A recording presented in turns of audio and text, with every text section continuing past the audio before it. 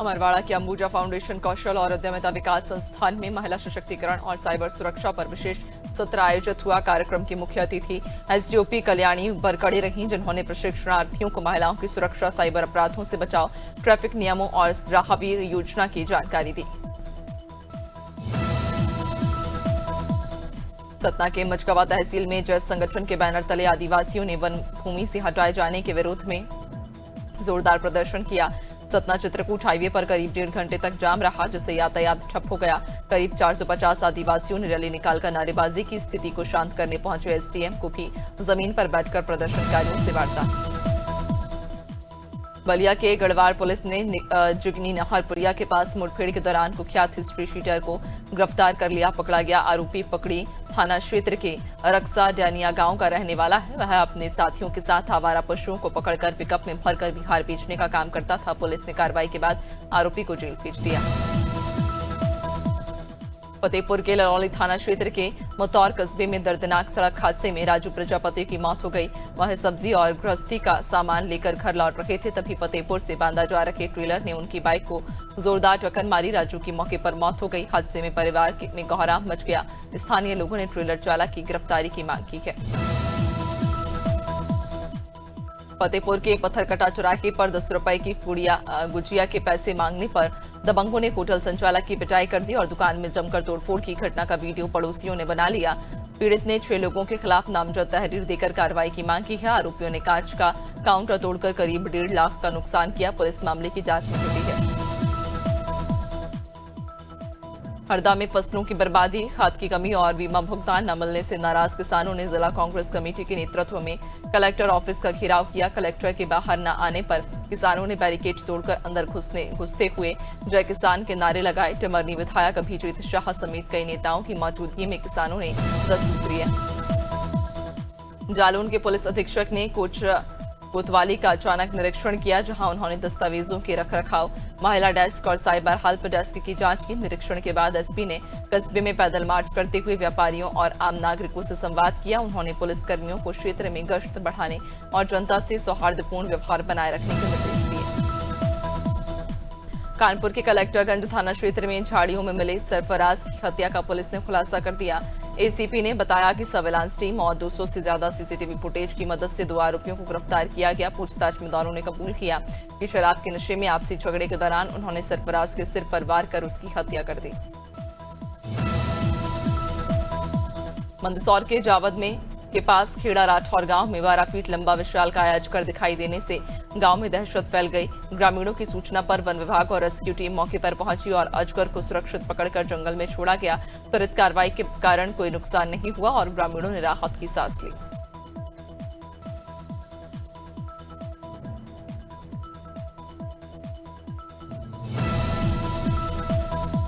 उन्नाव के जिंदाखेड़ा गांव में 2 छात्रों की अचानक गुमशुदगी से सनसनी फैल गई। 17 वर्षीय विनीत सिंह, जो चंडीगढ़ यूनिवर्सिटी नवाबगंज में बीसीए छात्र है, 27 अक्टूबर को घर से निकला लेकिन लौटा नहीं। रात में उसका दोस्त सक्षम सिंह भी घर से गायब हो गया, जो एक पत्र छोड़ गया। पुलिस ने दोनों की तलाश शुरू कर दी है।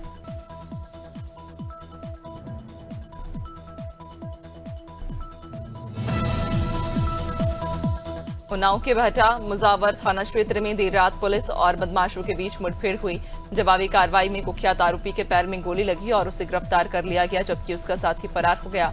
पुलिस ने मौके से तमंचा, कारतूस और चोरी किया गया टैब बरामद किया। आरोपी पर चोरी, लूट और असलहा रखने के कई मुकदमे दर्ज हैं। बस्ती पुलिस को बड़ी सफलता मिली। एसपी अभिनंदन के निर्देश पर मुडरेवा थाना पुलिस ने नाबालिग लड़की को शादी की नियत से बहला फुसलाकर ले जाने वाले वांछित आरोपी राहुल और उसकी सहयोगी ममता को गिरफ्तार कर लिया। दोनों के खिलाफ मुकदमा भी दर्ज कर लिया। कार्रवाई में एसएसआई अमरनाथ यादव और कांस्टेबल भगवान दयाल यादव शामिल रहे। गोंडा के फातिमा स्कूल के पास पार्किंग को लेकर बड़ा विवाद खड़ा हो गया। पीआरडी जवान और एक युवक के बीच कहासुनी इतनी बड़ी कि मामला मारपीट में बदल गया। दोनों पक्षों को चोटें आईं, जिससे मौके पर अफरा तफरी मच गई।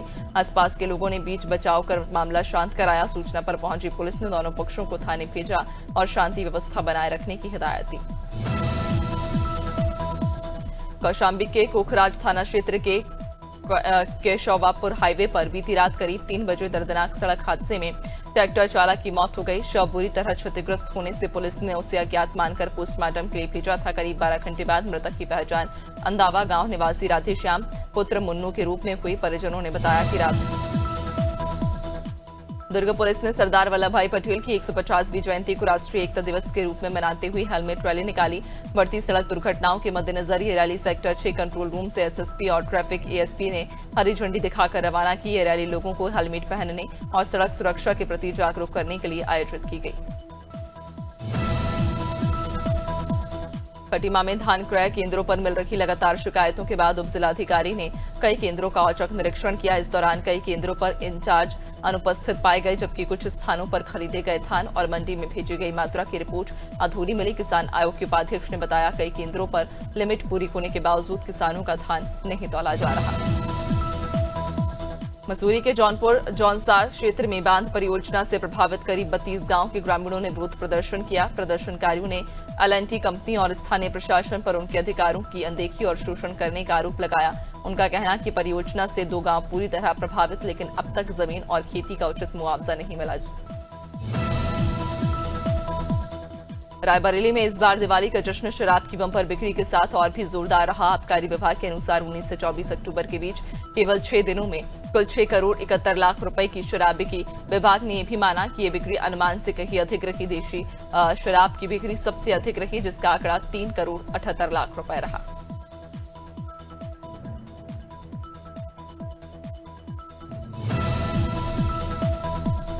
रायगढ़ में नाबालिग से मारपीट के वायरल वीडियो पर कोतवाली पुलिस ने सख्त कार्रवाई की। पुलिस ने वीडियो में नजर आए दोनों आरोपियों प्रकाश नेताम और दीपक नेताम को गिरफ्तार कर रिमांड पर भेज दिया। दरअसल सोशल मीडिया पर वायरल वीडियो में दोनों युवकों को नाबालिग के साथ मारपीट और धमकाते देखा गया था।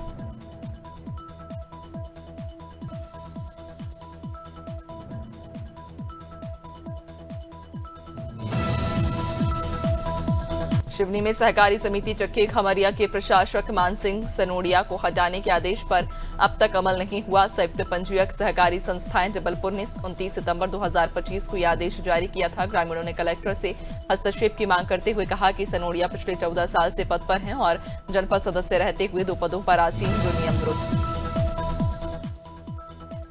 महासमुंद के ग्राम मुनगासेर में दीपावली पर्व के दौरान हुई गौ हत्या की घटना ने पूरे क्षेत्र में आक्रोश फैला दिया।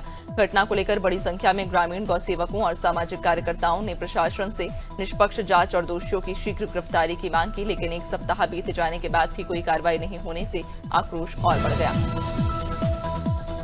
शिवपुरी के सिरसौद गांव से एक चौंकाने वाला वीडियो सामने आया, जहां एक मरीज हाथ में ड्रिप बोतल लगाए सड़क पर घूमता हुआ दिखाई दिया। ये वीडियो सोशल मीडिया पर तेजी से वायरल हो रहा, जिसने स्वास्थ्य विभाग की कार्यप्रणाली पर गंभीर सवाल खड़े कर दिए। बताया जा रहा कि मरीज बिना डिग्री वाले एक झोला छाप डॉक्टर के पास इलाज कराने गया था। धनबाद उधना स्पेशल ट्रेन के S4 कोच में चलती ट्रेन के अंदर एक युवक की चाकू से हत्या कर दी गई।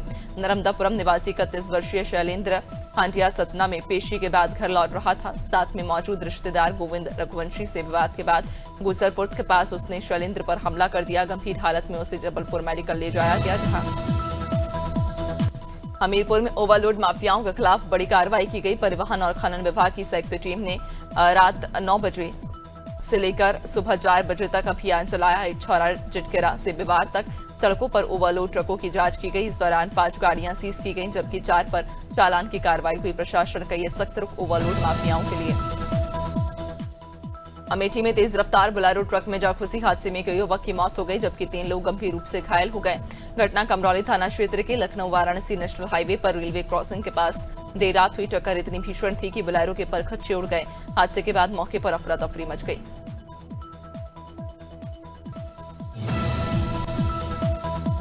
बहराइच के सुजौली इलाके में हुए दर्दनाक नाव हादसे के बाद पूरे क्षेत्र में हड़कंप मच गया। हादसे के बाद गांव में कोहराम का माहौल है। वहीं प्रशासनिक अमले में भी अफरा तफरी मची हुई है।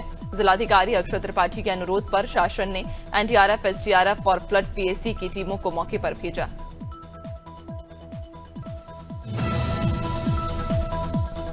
लखनऊ के चंदन हॉस्पिटल में विश्व स्ट्रोक दिवस 2025 के अवसर पर जागरूकता कार्यक्रम आयोजित किया गया, जिसमें भारत में तेजी से बढ़ रहे स्ट्रोक के मामलों को लेकर तत्काल सार्वजनिक कार्रवाई और जागरूकता बढ़ाने पर जोर दिया गया। अस्पताल ने बताया कि स्ट्रोक के मामलों में हर मिनट कीमती होता है और समय पर इलाज से जान बचाई जा सकती है। मेरठ में पुलिस ने देश भर में सैन्य अधिकारियों के घरों में चोरी करने वाले भगोड़े फौजी राजेश कुमार को गिरफ्तार किया। आरोपी पर चंडीगढ़ पुलिस ने 25,000 रुपए का इनाम घोषित कर रखा था। बताया जा रहा कि आरोपी जम्मू के राजौरी का रहने वाला और सैन्य इलाकों में रेकी कर चोरी की वारदात को अंजाम देता था।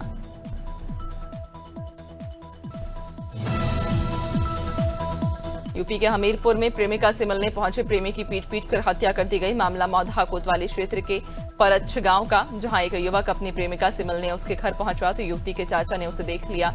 झड़प के दौरान युवक ने युवती के चाचा को चाकू मारकर घायल कर दिया, जिसके बाद परिजनों ने प्रेमी को पकड़कर पीट कर मौत के घाट उतार दिया।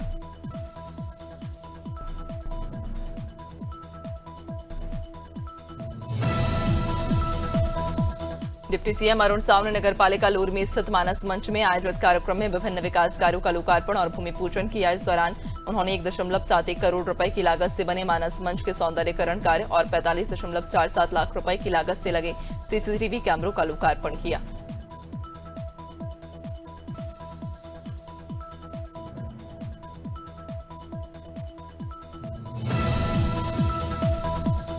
ई कॉमर्स दिग्गज अमेजॉन ने अपने 14,000 कॉर्पोरेट कर्मचारियों को नौकरी से निकाल दिया। कंपनी की सीनियर वाइस प्रेसिडेंट ने ईमेल भेजकर टर्मिनेशन की जानकारी दी, जिसमें लिखा था कि सभी कर्मचारियों के एक्सेस तुरंत बंद कर दिए गए हैं। प्रभावित कर्मचारियों को 90 दिनों की सैलरी, बेनिफिट्स और जॉब प्लेसमेंट सहायता दी जाएगी। एलन मस्क की कंपनी स्टारलिंक भारत में सैटेलाइट ब्रॉडबैंड सर्विस लॉन्च करने की तैयारी में है। कंपनी 30 और 31 अक्टूबर को मुंबई में डेमो रन करेगी, जो इसके रेगुलेटरी अप्रूवल की दिशा में अहम कदम माना जा रहा। इस डेमो में प्रोविजनल स्पेक्ट्रम का इस्तेमाल होगा और इसे लॉ एनफोर्समेंट एजेंसियां बारीकी से मॉनिटर करेंगी। अमेरिका द्वारा रूसी तेल कंपनियों पर नए प्रतिबंध लगाने के बाद भारत की ओर आ रहा रूस का तेल टैंकर फ्यूरिया अचानक यू टर्न लेकर वापस लौट गया। ये जहाज रूस की सरकारी कंपनी रोसनेफ्ट का तेल लेकर गुजरात के सिक्का पोर्ट आने वाला था। शिप ट्रैकिंग डेटा के मुताबिक ये डेनमार्क और जर्मनी के बीच से भारत की ओर बढ़ रहा था। और लगभग 9 दिन की गिरावट के बाद सोने में तेजी देखने को मिली। Indian bullion and jeweller association के अनुसार 10 ग्राम सोना 2,585 बढ़कर 1,20,628 पर पहुंच गया। वहीं चांदी 4,737 उछलकर 1,47,000 प्रति किलो हो गई। दीपावली से अब तक सोना 11,541 गिरा था।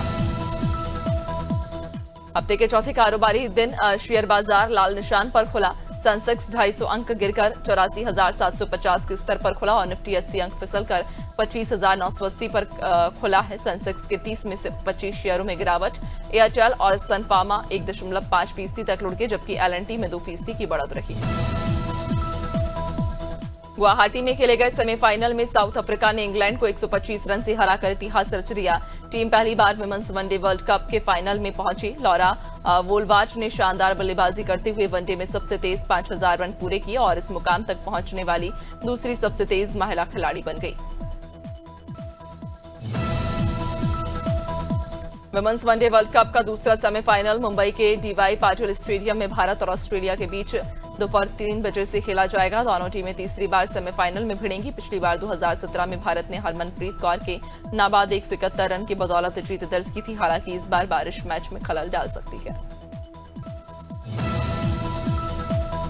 भारत और ऑस्ट्रेलिया के बीच कैनबरा में खेला गया पहला T20 मैच बारिश के कारण बेनतीजा समाप्त हो गया।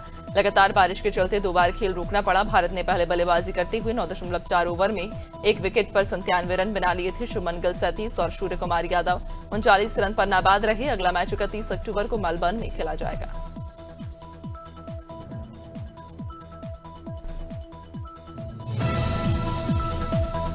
चट्टोग्राम में खेले गए दूसरे T20 मैच में वेस्टइंडीज ने बांग्लादेश को 14 रन से हराकर सीरीज में 2-0 की अजय बढ़त बना ली। वेस्टइंडीज ने पहले बैटिंग करते हुए 149 रन बनाए, जबकि जवाब में बांग्लादेश 135 रन ही बना सका। रोमारियो शेफर्ड ने 3 विकेट झटके और प्लेयर ऑफ द मैच बने। कप्तान शाइकोप और एलिक एथनाज ने टीम को मजबूत शुरुआत दी।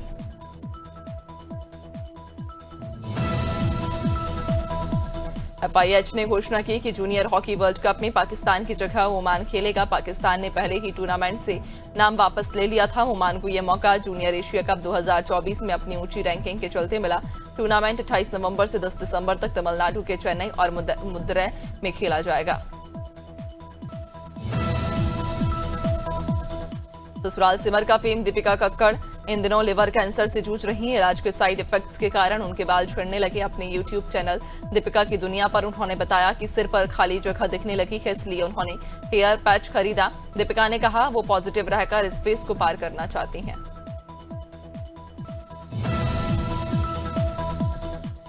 द बैंड्स ऑफ बॉलीवुड की सफलता के बाद अभिनेता लक्ष्य ने खुद को नई brand new red MG Cyberster sports car gift की।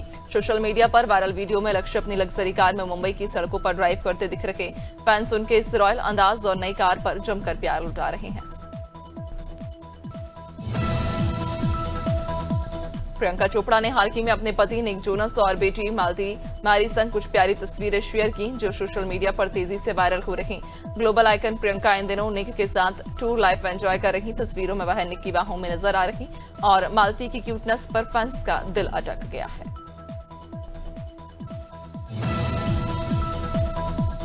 स्टार प्लस के हिट शो साथ निभाना साथिया में परिधि मोदी का रोल निभाने वाली लवलीन कौर असल जिंदगी में बेहद संस्कारी और सादगी भरी हैं। रियल लाइफ में लवलीन ट्रेडिशनल और पारिवारिक अंदाज में नजर आती हैं। राशि की कजन का किरदार निभाने वाली लवलीन ने जिगर मोदी से शादी की थी और 2019 में ही उन्होंने रियल लाइफ में भी शादी की और अब 2 बच्चों की मां है।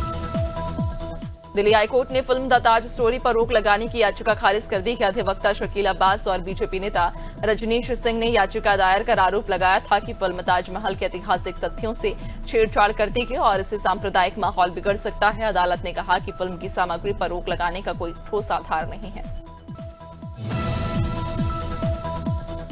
अरब सागर और बंगाल की खाड़ी में बने डिप्रेशन के साथ उत्तरी क्षेत्र में सक्रिय साइक्लोनिक सर्कुलेशन के असर से मध्य प्रदेश में मौसम बदला हुआ। भोपाल, इंदौर और उज्जैन में तेज हवाओं से दिन का तापमान गिर गया। उज्जैन में पारा 23 डिग्री तक पहुंचा। मौसम विभाग ने पूर्वी और दक्षिणी एमपी के 12 जिलों में भारी बारिश का अलर्ट जारी किया। जयपुर और अलवर समेत कई जिलों में गुरुवार तड़के से बारिश का दौर जारी है, जिससे तापमान करीब 10 डिग्री तक नीचे आ गया। मौसम में ठंडक बढ़ गई और बीसलपुर बांध के 2 गेट खोलने पड़े। जोधपुर में भी देर रात बारिश हुई। अरब सागर में बने चक्रवात के असर से राजस्थान के 13 जिलों में येलो अलर्ट जारी किया गया।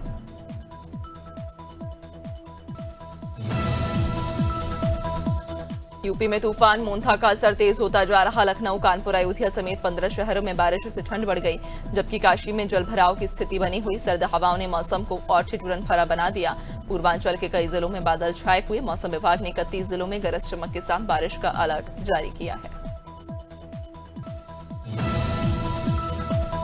हिमाचल प्रदेश में ठंड ने रफ्तार पकड़ ली। केलांग में पारा -0.2 डिग्री तक लुढ़क गया, जबकि शिमला, मनाली समेत 4 शहरों में तापमान 5 डिग्री से नीचे पहुंच चुका है। इस सीजन में पहली बार शिमला का न्यूनतम तापमान 9.4 और मनाली का 5.4 डिग्री सेल्सियस दर्ज हुआ। हालांकि अगले 6 दिन मौसम साफ रहेगा और धूप खिली रहने की संभावना है।